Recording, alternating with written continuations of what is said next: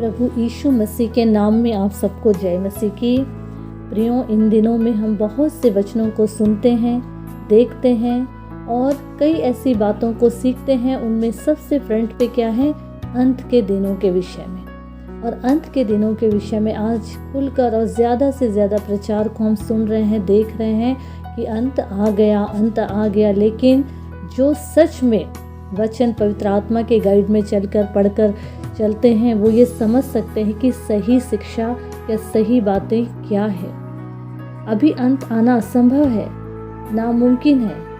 ये सच है कि अंत के दिनों के चिन्ह ज़रूर प्रकट हो रहे हैं, जो हम वचन में देख सकते हैं। मत्ती रचित सुसमाचार उसका 24 अध्याय 4 से 12 में अगर हम पढ़ते हैं, मरकुस 13 अध्याय 5 से 13 में और लूका रचित सुसमाचार उसका 21 अध्याय 8 से 15 में अगर हम पढ़ेंगे तो उसमें अंत के बारे में जो चिन्ह है वो सारी बातें प्रकट है कि वो सब चीज़ क्या क्या होने वाले हैं। और सबसे पहले हमको ये बताया गया है कि सावधान रहना है। क्यों सावधान रहना है? क्योंकि बहुत से झूठे मसीह भविष्यवक्ता उठ खड़े होंगे जो अपने आप को यीशु मसीह कहेंगे और अंत निकट है, अंत निकट है कह के प्रचार करेंगे। जगह जगह लड़ाइयाँ होंगी, महामारियाँ होंगी, अकाल पड़ेगा, भूकंप होंगे, लोग मसीहों से नफरत करेंगे। आज ये हो रहा है। आज खुलकर कोई प्रभु का वचन शेयर नहीं कर सकता एक दूसरे के साथ। कई ऐसी विरोध हो रहा है। मसीह लोग आपस में नफरत करेंगे क्योंकि सत्य को सहन नहीं कर सकेंगे। झूठे भविष्यवक्ता उठ खड़े होंगे और जब सताव होगा और जब एक दूसरे पे विरोध होगा, जब मारपीट होगी, लोगों को जेल में डाल दिया जाएगा, ये सब बातों को देखकर जो प्रभु के साथ चल रहे थे, जो बहुत ज़्यादा प्रभु का प्रेम में हम हैं बोलकर कि हमारे संबंध प्रभु के साथ मजबूत हैं, ऐसे चुने हुए भी भटक जाएंगे। बहुत से चुने हुओं का प्रेम क्या होगा? ठंडा हो जाएगा। आकाश में भयंकर बातें, चिन्ह दिखाई देंगी।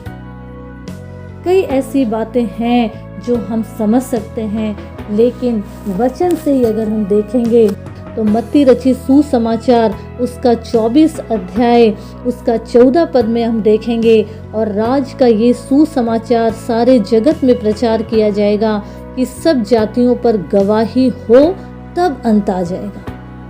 उसी तरीके से अगर हम मरकुस रचित सुसमाचार उसका 13 अध्याय और उसका 10 पद पढ़ेंगे, उसमें लिखा, पर अवश्य है कि पहले सुसमाचार सब जातियों में प्रचार किया जाए।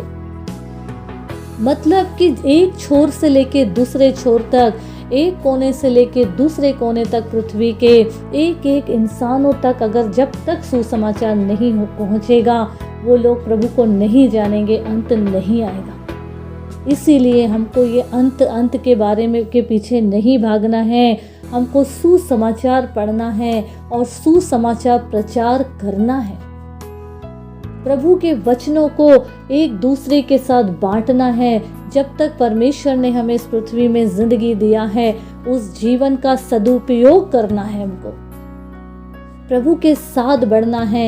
एक एक लोगों के उद्धार का द्वार हमको बनना है, क्योंकि परमेश्वर ने हमको इस संसार में अंधकार के बीच में एक ज्योति के मानंद रखा है, हर एक के ऊपर प्रकाश फैलाने के लिए। तो हमको चाहिए कि हम प्रभु के साथ साथ बढ़ते जाएं। ये झूठे बातों में, झूठे प्रचार में, झूठे शिक्षा के पीछे ना भागें प्रिय। बस हम व्यवस्था विवरण 4 अध्याय उसके 9 पद में क्या लिखा, ये अत्यंत आवश्यक है कि तुम अपने विषय में सचेत रहो, अपने मन की बड़ी चौकसी करो। ये जो सुसमाचार हमारे अंदर है, जो हम पढ़ रहे, पवित्र आत्मा हमको सिखा रहा है, बता रहा है सब कुछ, उसको सही शिक्षा के रूप में हमको बांटना है। अपने बच्चों से, नाती पोतों में, हर एक के मुंह पे ये वचन को डालना है, ताकि आने वाले समय में, जो आने वाला युग है, वक्त है, उसमें एक एक बच्चे से लेके बुजुर्ग तक हर वचन में मजबूत हो जाए, कोई उन्हें भरमा ना सके। तो अंत के दिनों में हमको ये जो अंत अंत करके प्रचार हो रहा है इस पे ध्यान नहीं देना है प्रियो, और प्रभु के साथ साथ हमको आगे बढ़ना है और प्रभु के राज का प्रचार करना है। प्रभु के राज के फैलाव के लिए हमको आगे बढ़ना है। जब तक हमारा जीवन ये सांस पृथ्वी में है, प्रभु के कार्य में आगे बढ़ते जाएं और वही सीखे सिखाएं जो हमको पवित्र आत्मा के द्वारा हम पढ़ते, सीखते और समझते हैं। प्रभु का धन्यवाद हो। ये वचन के द्वारा प्रभु हम सबको आशीष दे। आमीन।